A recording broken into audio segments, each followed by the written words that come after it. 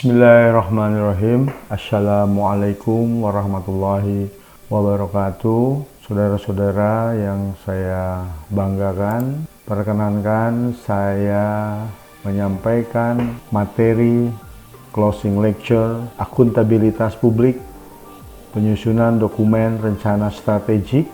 Mudah-mudahan materi ini bisa membekali saudara untuk mengakhiri perkuliahan kita akuntabilitas publik pada semester genap tahun akademik 2019-2020, khususnya kelas A, B, dan C. Alhamdulillah akhirnya kita bisa mengakhiri ya, walaupun tetap suasana kita dalam keprihatinan. Bagaimana kita ketahui bahwa pada saat ini tidak hanya saja di negara kita, tapi negara-negara di belahan bumi ini pun sedang mengalami pandemi COVID-19. Baik saudara, saya ingin menyampaikan pokok bahasan seperti yang saya sampaikan di Google Classroom ya. Dari awal sudah saya memberikan rambu-rambu kepada saudara bahwa penetapan visi, penyusunan tabel SWOT, evaluasi IFAS dan EVAS, penentuan misi berdasarkan total nilai bobot dan kunci faktor sukses, penentuan peta kekuatan organisasi atau kuadran, penentuan tujuan dan sasaran misi, penyusunan tabel ale-ali, SOWO, STWT, penyusunan kebijakan program, dan menyusun tabel rencana strategik. Baik saudara-saudara, saya mengawali perkuliahan ini ya sebagai pengantar bahwa saya tidak bosan-bosannya mengingatkan dengan pertimbangan bahwa kita semua keluarga besar administrasi publik tentunya harus saudara tahu bahwa kebijakan publik itu adalah keputusan politik yang dibuat oleh lembaga publik. Apa itu lembaga publik? Lembaga publik adalah lembaga yang didanai dari dana atau uang publik, yaitu uang yang dipungut secara kolektif dari publik, baik berupa pajak, retribusi, atau pungutan-pungutan lain yang ditetapkan secara formal. Penyelenggaraan semua kepentingan publik dan masalah publik yang ada pada satu negara merupakan ruang lingkup kegiatan administrasi publik seperti yang ditegaskan oleh Keyden.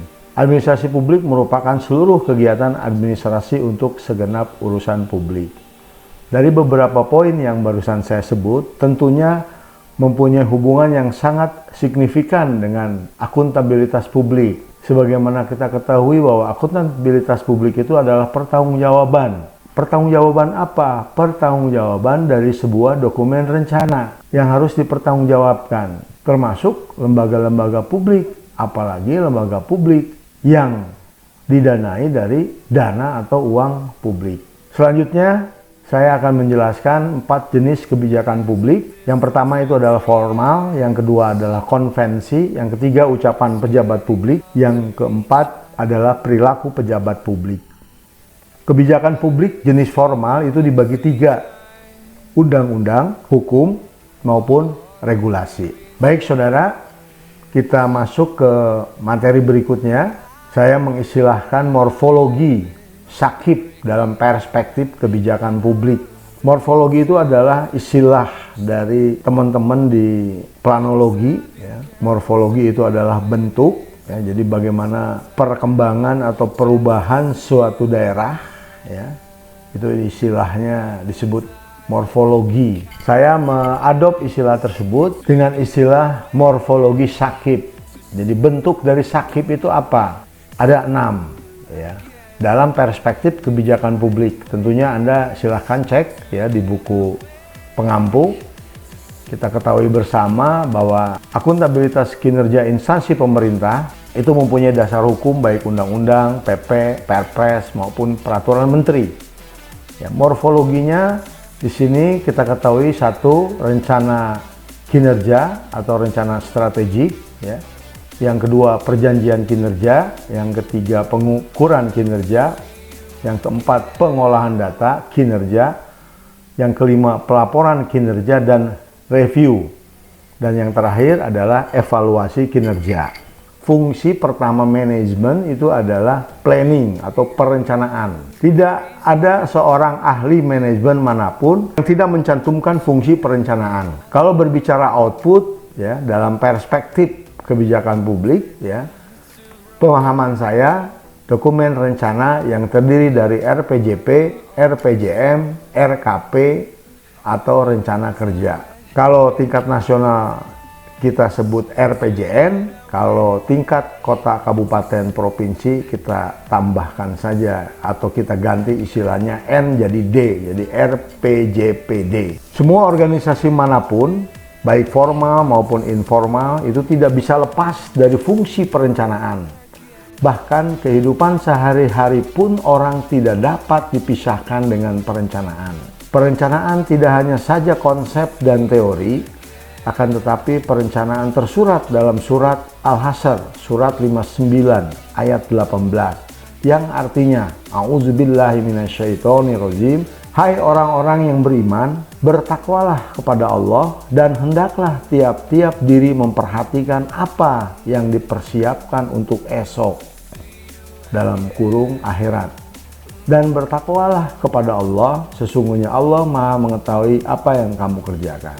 Tersirat dalam makna ayat 18 ini, menurut pemahaman saya, bahwa memperhatikan apa yang dipersiapkan untuk esok. Dalam perspektif agama jelas akhirat, tetapi dalam kehidupan sehari-hari, ya kita berbicara rencana hari esok. Ya. Bahkan ada satu hadis yang mengatakan bahwa hari ini lebih baik dari kemarin, hari yang besok harus baik dari hari ini. Ketika tidak baik dari kemarin, hari besok tidak baik dari sekarang, sesungguhnya adalah orang-orang yang merugi. Baik saudara, kita masuk kepada kerangka kerja analisis manajemen. Di sini merupakan sebuah siklus, ya, bahwa ketika kita berbicara sebuah organisasi, tentu kita tidak lepas dari yang namanya visi, misi, tujuan, sasaran misi, ada kinerja organisasi, identifikasi dan analisis mutu faktor yang terdiri dari identifikasi, penilaian, pemilihan, kunci faktor sukses, strategi dan rencana aksi, sampai kepada pelaksanaan dan pemantauan serta evaluasi.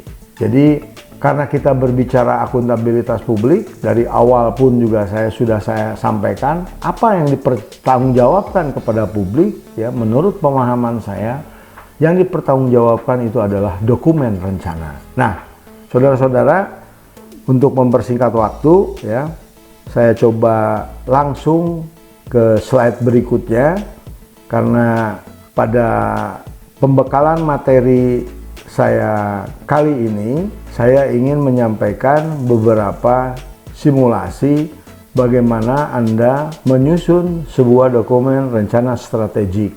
Di antaranya yang perlu Anda pahami itu adalah penentuan visi, ya. Itu yang pertama. Ada istilah stop, ya, atau pause, berhenti sejenak untuk menentukan misi. Karena ketika kita menentukan misi, kita perlu alat bantu atau instrumen, ya, atau tools, ya. Salah satu alat bantunya itu adalah analisis SWOT yang terdiri dari tabel SWOT terutama. Sebagaimana kita ketahui, ya, ada kekuatan, ada kelemahan, ada peluang, ada ancaman. Ya, perhatikan oleh saudara bahwa kekuatan kelemahan itu saya menyebut dengan istilah internal faktor analisis, ya. Sementara peluang dan ancaman itu adalah eksternal faktor analisis, ya. Artinya Anda harus mampu mengidentifikasikan kekuatan, kelemahan itu ada dalam diri saudara atau dalam diri organisasi, sementara peluang dan ancaman itu adalah di luar organisasi atau diri Anda. Nanti kita coba lihat contoh-contoh, ya, saya sudah siapkan. Ini langkah pertama ketika kita menyusun rencana strategik. Nah, Alhamdulillah saudara, dari sekian mahasiswa ada satu mahasiswa yang berinisiatif komunikasi dengan saya.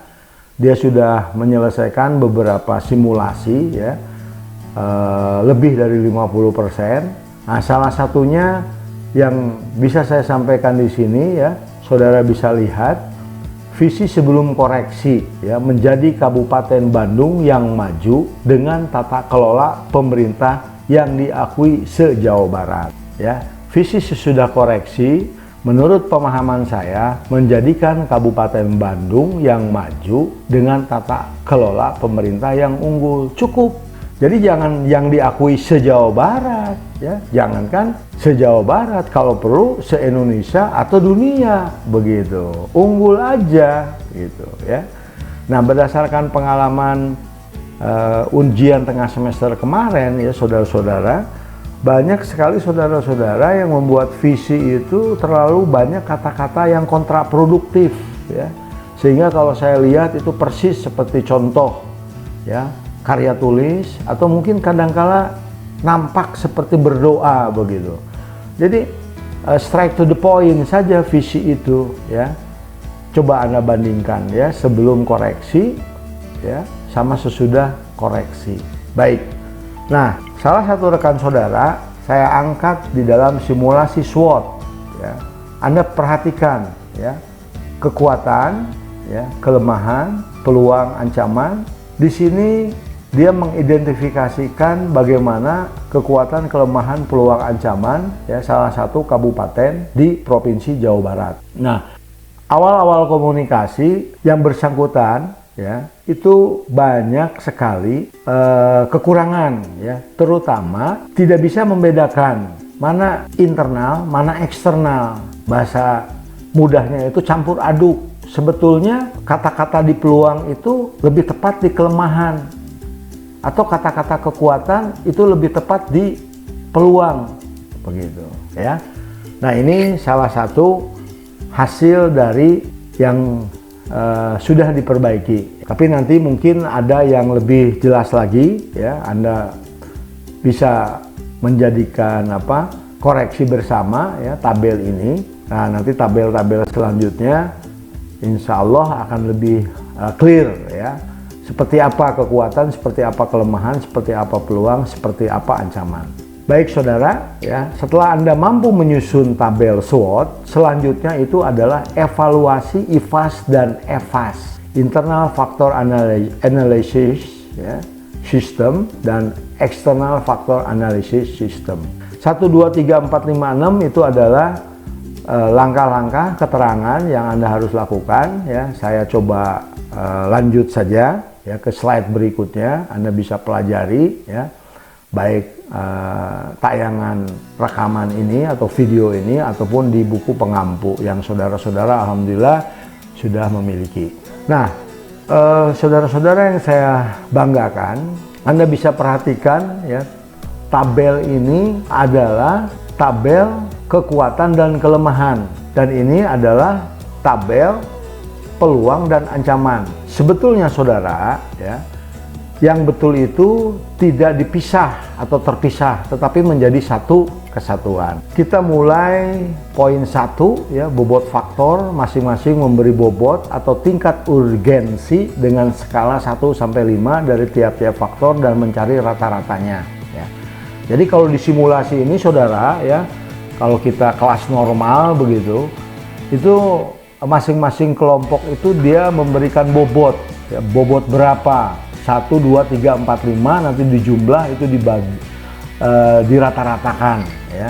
Nah, sehingga bobot faktor di sini dijelaskan oleh saya ya, masing-masing memberi bobot atau tingkat urgensi dengan skala 1-5 dari tiap faktor dan mencari rata-ratanya ya. Sehingga muncullah 100% karena bicara bobot ya. Kita bisa lihat di sini ya, ada 100% dari 21, 13, 21 ya, insya Allah Anda juga sudah memahami ya. Lalu nilai dukungan masing-masing memberi bobot dengan jumlah dirata-ratakan ya, A4, B3, C1 ya, W5 begitu. Itu yang disebut nilai dukungan. ya. 3. Nilai bobot dukungan atau NBD dengan cara mengalihkan bobot faktor kali nilai dukungan sama dengan nilai bobot dukungan. Nah, yang menarik saudara, di sini yang memang cukup harus disikapi betul, itu ketika berbicara nilai keterkaitan ya, tiap-tiap faktor dengan skala 0 sampai 5 secara bersama-sama ya.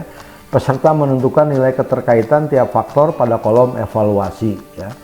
Baik faktor internal dan eksternal. Maksudnya di sini Anda bisa menggabungkan, mengawinkan lah kalau istilah saya, ya satdik dengan anggaran, gitu, ya, satdik dengan gedung, satdik dengan SDM, ya, satdik dengan sarpras, satdik dengan gap, itu berapa nilainya, ya. Nah tentu masing-masing anggota atau peserta itu dipertanyakan, jadi tidak pribadi-pribadi.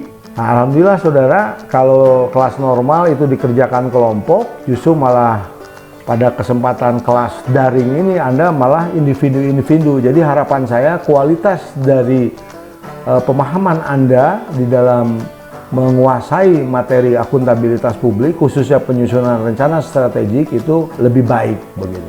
Ini pun demikian ya singkat cerita, nanti ada di posisi kekuatan organisasi berdasarkan total nilai bobot.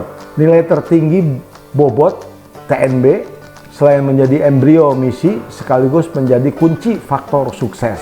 Kunci faktor sukses itu adalah masing-masing total nilai bobot yang tertinggi ya.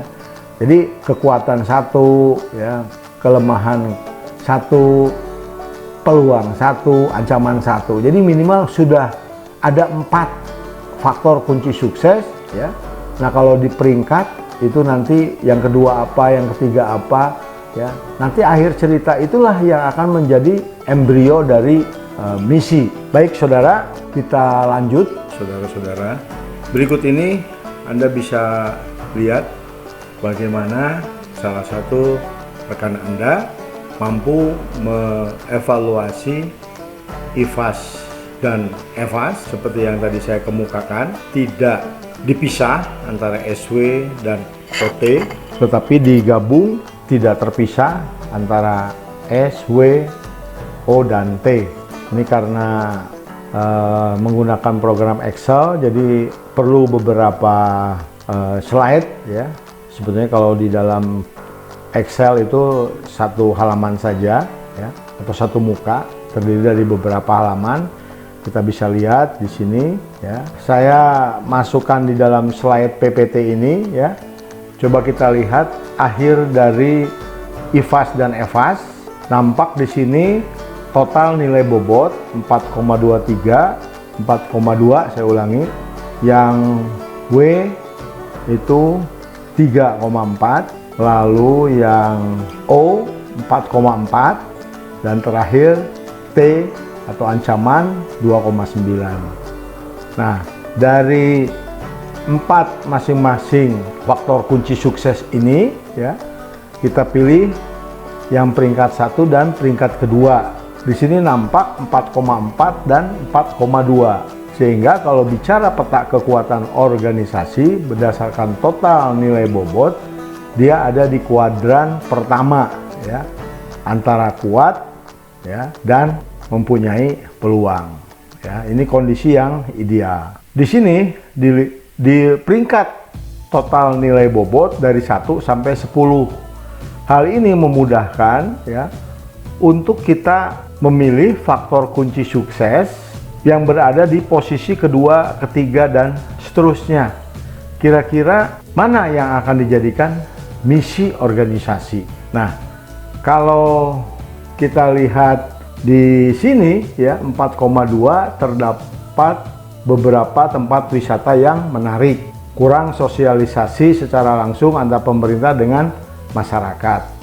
Minat wisatawan yang tinggi, lalu ancaman membludaknya jumlah wisatawan ya. Berdasarkan hasil total nilai bobot, maka didapat 4 kunci faktor sukses dan dapat diformulasikan menjadi bakal misi saudara. Nah, jadi sebetulnya analisis SWOT ini bisa saja subjektif ya. Jadi tidak absolut saudara kebenarannya ya. Ya tentunya namanya juga sudah tools ya atau alat uji, diharapkan bisa seobjektif mungkin begitu. Oke ya, kita lanjut ya. Ini contoh 2 saudara ya. Contoh 2 perhatikan oleh saudara. Kita lihat di sini dari S ya 9,5, lalu W 9,7, lalu O itu adalah 11,18, dan yang terakhir T itu adalah 9,15. Mana di sini yang tertinggi? Di sini adalah 9,73 dan 9,5. Sehingga posisi kekuatan, saya ulangi, posisi organisasi itu antara di kuadran 1 dan di kuadran 3 ya, antara kuat dan lemah. Oke, jadi beda itu hasil perhitungannya ya. Oke, di sini saya coba memberikan visi terwujudnya Kabupaten Bandung yang pinunjul utama berlandasan gotong royong. Nah, 4 yang tadi menjadi TNB yang tertinggi itu menjadi misi saudara ya. Kalau tanpa kalimat tambahan ya, kunci-kuncinya itu pertama peduli jalmi alit atau propor ya. 2, penataan lingkungan hidup dan sumber daya alam, wisata berbasis budaya lokal, dan yang keempat adalah inovasi pemerintah. Nah, sesudah Anda menyusun misi, baru kita berbicara tujuan dan sasaran misi ya. Jadi misi itu ada tujuan, ada sasaran. Setelah tujuan dan sasaran misi, selanjutnya kita menyusun strategi kebijakan program berdasarkan misi 1, 2, 3, dan 4 kalau 4 misi. Artinya boleh lebih dari 4 ya. Misi apa lagi? Ya tadi seperti contoh 1 ya. Teman Anda sudah membuat peringkat dari 1 sampai 10, yaitu mana yang urgent. Nah, kalimat 1. Jadi sini semua kalimat saudara, strategi kebijakan itu. Nah, nanti bagaimana cara menyusun strategi ada di slide berikutnya. Oke. Nah, saudara-saudara yang saya hormati, kurang lebih visi dan misi yang sudah jadi seperti ini. Hanya perlu dicatat oleh saudara ya. Hanya visi, penentuan misi itu ditentukan kemudian berdasarkan hasil analisis SWOT. Sesudah menyusun tabel SWOT, sesudah menyusun evaluasi IFAS dan EFAS, sesudah Anda mempunyai total nilai bobot tertinggi begitu ya. Nah, ini kita lihat ya bagaimana kalimat dari visi ya. Contoh KPK masa bakti 2011-2015 cukup saja menjadi lembaga penggerak pemberantasan korupsi yang berintegrasi, efektif dan efisien. Nah, ya. Lalu misinya 1, 2, 3, 4, 5. Nah, saya coba contohkan ya. Ketika Anda atau saya menjadi calon kepala daerah ya, visi secara pribadi ya jelas di sini saya melaksanakan amanah kepemimpinan kepala daerah dengan unggul begitu ya. Lalu misinya ini hasil assessment ini ya, melaksanakan kepemimpinan berdasarkan kepada peraturan perundang-undangan, melaksanakan revitalisasi reformasi birokrasi dengan didukung oleh organisasi yang efisien, ya, melaksanakan kepemimpinan yang berorientasi kepada kebijakan pro rakyat dengan melibatkan semua komponen atau stakeholder, ya. Dan misi keempat, melaksanakan komunikasi politik intensif dengan parpol dan lembaga DPRD. Nah, begitu. Itulah contoh visi misi, ya. Nah, ini tabel berikutnya itu adalah contoh dari tabel tujuan sasaran misi, ya. Jadi di sini kalau organisasi mungkin istilahnya bidang, ya, bidang satu tujuannya apa, sasarannya apa, indikatornya apa, satuannya apa, ya, bagaimana existing atau sekarang, ya. Di sini saya coba berikan keterangan singkat, ya. Tujuan itu adalah sesuatu yang ingin dicapai, yang mencerminkan atau pencerminan misi dari sektor bisnis itu biasanya ditentukan oleh pemilik saham. Lalu biasanya dirumuskan dengan suatu pernyataan keinginan positif yang mengandung arti atau identik peningkatan atau incremental, bisa pengembangan, bisa pertumbuhan.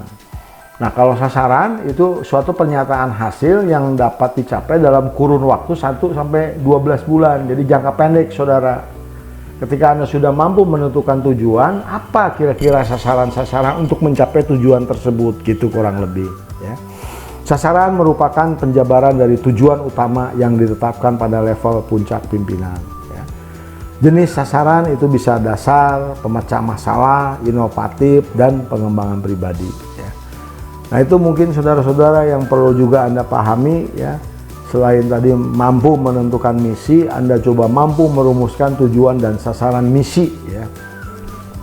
Nah, terakhir itu indikator adalah keterangan gejala atau pertanda yang dapat digunakan untuk mengetahui tercapainya tujuan dan sasaran yang terukur atau keberhasilan dalam penyelesaian tugas. Jadi, ketika Anda mampu secara kualitatif merumuskan tujuan, ya, lalu menentukan kalimat sasaran, ya, bisa kualitatif bisa kuantitatif. Nah, nanti didukung oleh indikator satuan, ya. Satuan tuh bisa kilometer, meter persegi, ya, 1 buah, 1 unit, 10 unit, dan seterusnya. Oke. Nah, saudara-saudara yang saya banggakan, inilah cara membuat kalimat S, O, W, O, S, T, dan W, T. Ya, jadi di tabel sebelumnya tadi ada tabel bagaimana Anda menyusun strategi kebijakan, ya, sampai dengan program. Nah, Anda bisa melihat di sini, ya, ada ALI. ALI itu analisis lingkungan internal atau IFAS tadi, sementara ALE itu adalah analisis lingkungan eksternal atau EFAS, ya. Jadi ALI di sini adalah kekuatan kelemahan, ya. Sementara ALE adalah peluang dan ancaman. Ya, perhatikan di sini ketika Anda menyusun kalimat strategi SO itu menggunakan kekuatan untuk memanfaatkan kesempatan. Ya, sekali lagi menggunakan kekuatan untuk memanfaatkan kesempatan. Sementara WO mengurangi kelemahan dengan memanfaatkan kesempatan. Strategi ST menggunakan kekuatan untuk mencegah ancaman, ya. Mengurangi kelemahan dengan mencegah ancaman. Jadi itulah cikal bakal atau embrio dari strategi, ya, dihasilkan dari SO, WO, ST, dan WT, begitu. Baik. Nah, sekarang kita coba yang lebih utuh, saudara, ya, contohnya. Pertama di sini kita lihat analisis SWOT, ya, Ikatan Keluarga Alumni Resimen Mahasiswa. Di sini pertama berdasarkan IFAS dan EFAS ada faktor kunci suksesnya itu pertama kekuatan adalah potensi alumnus, kelemahannya konsep yang belum optimal, ya, artinya banyak konsep, ya, tidak action gitu, ya. Lalu peluang itu perhatian sivitas akademi yang sangat baik, ya, kepada organisasi IK, ya. Lalu ancaman itu berkurangnya jumlah anggota. Oke. Nah, di sini visinya itu adalah aktualisasi peranan alumni Mahawarman Unpas melalui internalisasi ilmu, pengetahuan, dan keprajuritan. Oke. Nah, misi ini dari faktor kunci sukses. Potensi alumnus, konsep yang belum optimal, ya, dirubah menjadi konsep yang berkualitas, dibalik, saudara, ya. Lalu peningkatan hubungan baik, peningkatan karena dia sudah baik kan civitas akademikanya, ya. Lalu berkurangnya jumlah anggota berarti misinya meningkatkan jumlah anggota, begitu, ya. Jumlah anggota organik itu berarti mahasiswa yang tergabung di dalam resimen mahasiswa. Karena kalau tidak ada anggota, bagaimana mau jadi alumni Menwa, kan begitu, saudara-saudara, ya. Baik, ya. Nah, sekarang kita coba simulasikan bagaimana strategi SO tadi, ya, seperti yang tadi di sebelumnya, ya. Bagaimana menggunakan kekuatan untuk memanfaatkan kesempatan. Nah, di sini potensi alumnus dan perhatian sivitas akademika yang baik. ST, potensi alumnus dan berkurangnya jumlah anggota. Yang WO tidak berdasarkan konsep dan perhatian sivitas akademi yang baik. Yang WT tidak berdasarkan konsep dan berkurangnya jumlah anggota. Nah, itulah strategi-strategi atau kalimat-kalimat strategi awal. Contoh keempat, saudara, Anda bisa lihat di sini ya. Ini ongoing, sedang saya garap ya. Pembentukan koperasi alumni SMA. Anda pertama adalah menentukan visi organisasi. Sementara opsi yang saya tawarkan di sini adalah menjadi lembaga penggerak kesejahteraan alumni SMA 14 Bandung. Nah, misi akan ditentukan kemudian berdasarkan analisis SWOT. Anda bisa lihat saudara di sini. Kekuatan, niat bersama. Itu internal kan? Potensi alumnus, kemampuan. Biasanya kemampuan orang ini kan, alumni artinya. Lalu punya keahlian, relasi, ya, kemampuan dana, tempat sekretariat, itu kekuatan.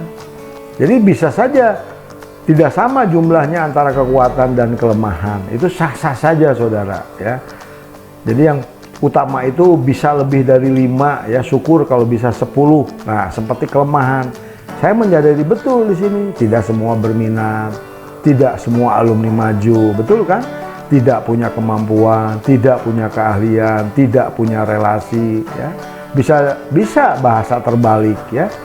Lalu kemampuan dana ya, artinya kurang di sini kan. Tidak ajak, bisa saja bosen kan? Hanya sesaat begitu. Atau ada istilah tukcing, dibentuk cicing begitu. Nah, itu kan kelemahan saudara. Lalu kelemahan ini kita kan pendatang baru ya, sudah ada mungkin koperasi yang lebih lama ya, terus bisa saja tidak amanah. Itu kan internal saudara ya. Nah, kadangkala di dalam organisasi itu terjadi konflik horizontal ya, artinya konflik lah, ribut begitu. Nah, kita lihat saudara di sini peluang itu adalah eksternal ya. Eksternal kita bisa menyebut kebutuhan pokok alumni begitu. Ya, artinya sandang papan pangan itu sebetulnya bisa menggunakan jasa koperasi yang akan dibentuk sepertinya gitu. Lalu pasar non alumni, nah, artinya tidak hanya alumni saja kan, boleh gitu.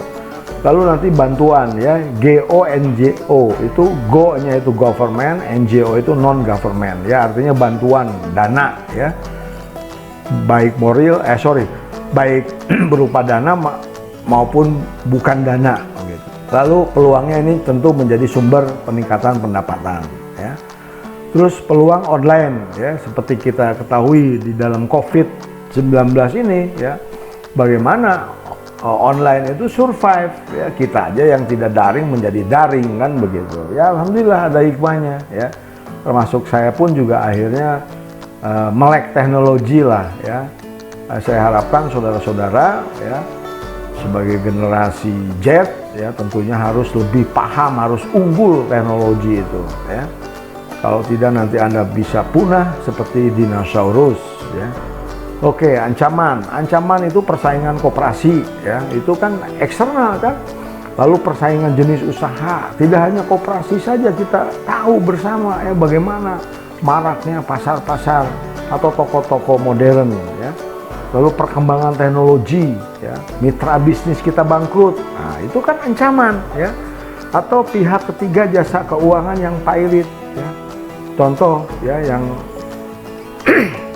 saat ini terjadi Jiwasraya, semua orang kolab itu nasabah gitu. Nah, itu juga menjadi sebuah ancaman yang datangnya dari luar.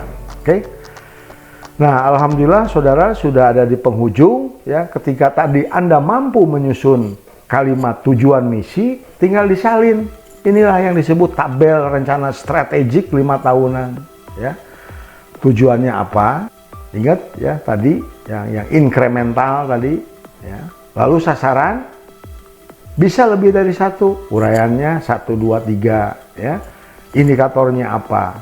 Nah, karena kita berbicara 5 tahunan saudara, berarti kita berbicara 1 tahun, tahun kedua, tahun ketiga, tahun keempat, tahun kelima. Itulah yang sasaran tadi dikatakan jangka pendek ya 1 sampai 12 bulan.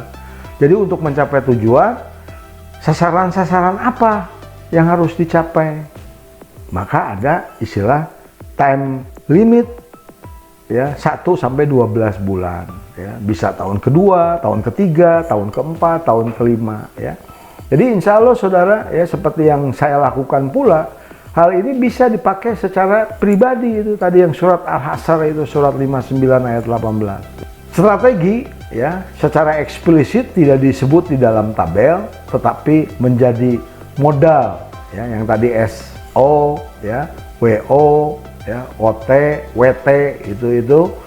Nah, itu menjadi sebuah kebijakan nanti ya. Jadi Anda dari strategi yang sudah disusun SO itu, kira-kira kebijakannya apa?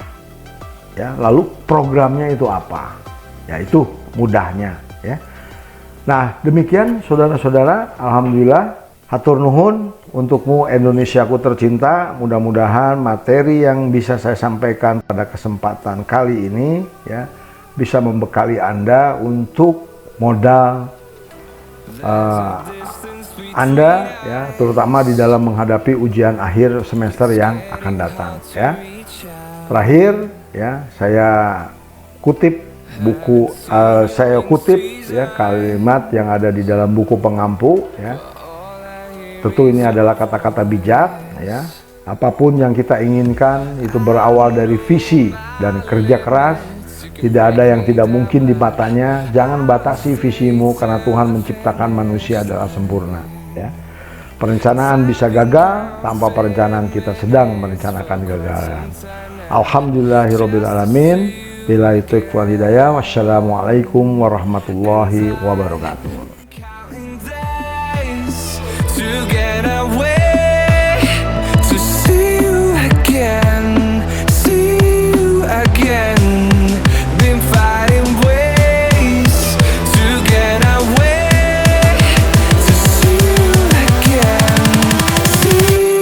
Again.